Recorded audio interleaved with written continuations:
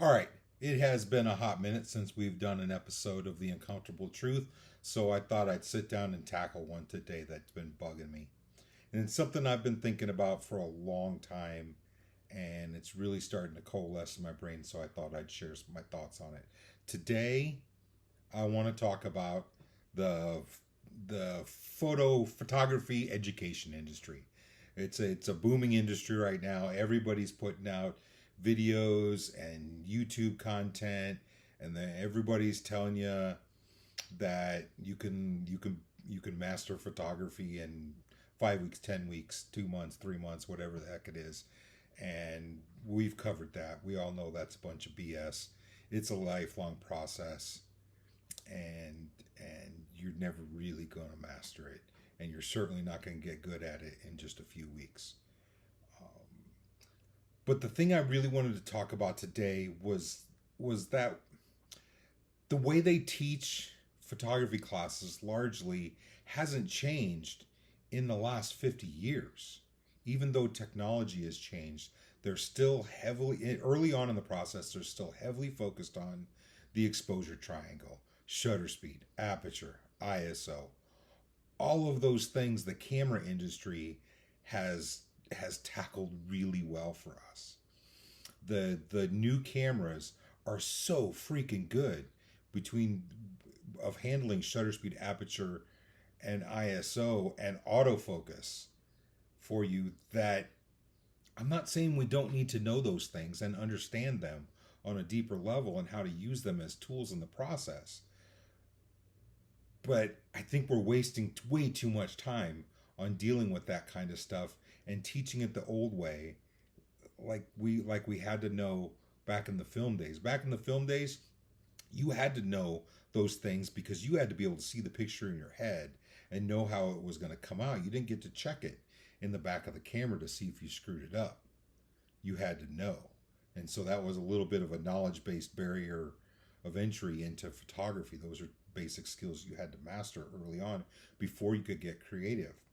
My way of thinking currently is with all this wonderful technology we have, we should be focusing on what I call the creative triangle: light, composition, and moment.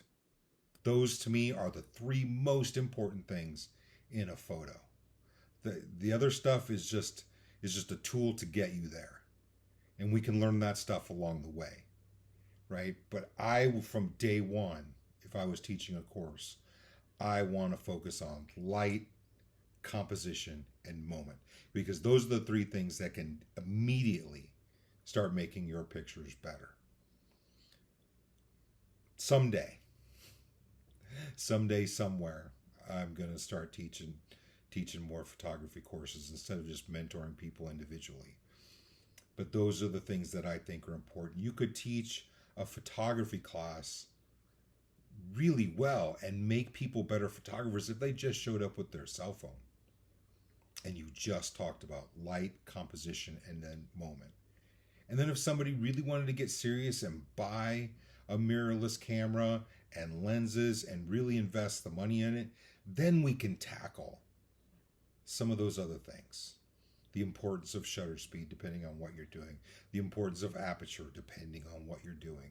The importance of ISO, and then all the work in the computer, in the editing, and all of those things. But the most immediate impact we can make on your pictures is light, composition, moment.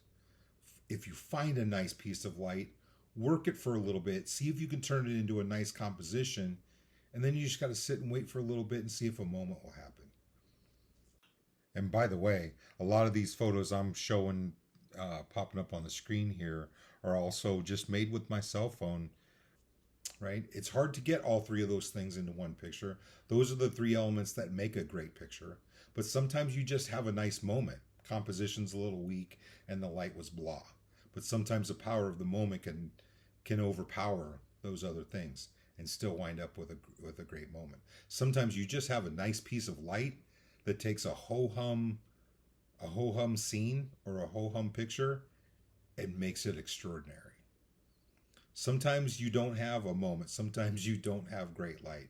but a really well intentionally thought out composition can make it something. But you always got to be looking for those three things and always trying to put all three of them together. It's just like the exposure triangle. The exposure triangle, shutter speed, aperture, ISO. Your priorities change in those choices, and which one you put at the top of the triangle is most important depending on what you're doing. A sports photographer, that person is going to prioritize shutter speed most likely, and then it'll be aperture. ISO will be the last choice they make in that process. Scenic photographer, someone who's doing either maybe architecture or scenics out in nature, they're probably going to prioritize aperture, so they have a really deep depth of field and optimal sharpness on the lens. And if they're carrying a tripod with them, shutter speed is probably the last of the three they're going to choose because it's the least important. Portrait photographers probably first choice is going to be aperture because they're most likely going to want to shoot that thing wide open with whatever lens they have to get a nice creamy smooth background, right? And then they'll choose shutter speed so that they don't get camera shake or motion blur or anything from their subject, and ISO will be the third choice.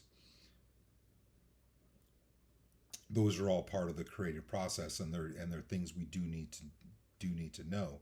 But those are just steps along the way to getting to the three most important things in the creative triangle: light, composition, and moment. And just like the other one where the priorities shift in that creative triangle, those priorities are also going to shift depending on what you have available to you, what you can do with it, and what your priorities are in any given moment. I'm gonna think about this some more. Maybe I'll start throwing together some kind of an educational thing. Find a place to start teaching this, because I personally think, like I said, that the uncomfortable truth of all of this is the gear is so good. It does a lot of that other heavy lifting for you. We should be focusing on the creative triangle over the exposure triangle. Think about that next time you go out. Go out there and make a picture worth looking at.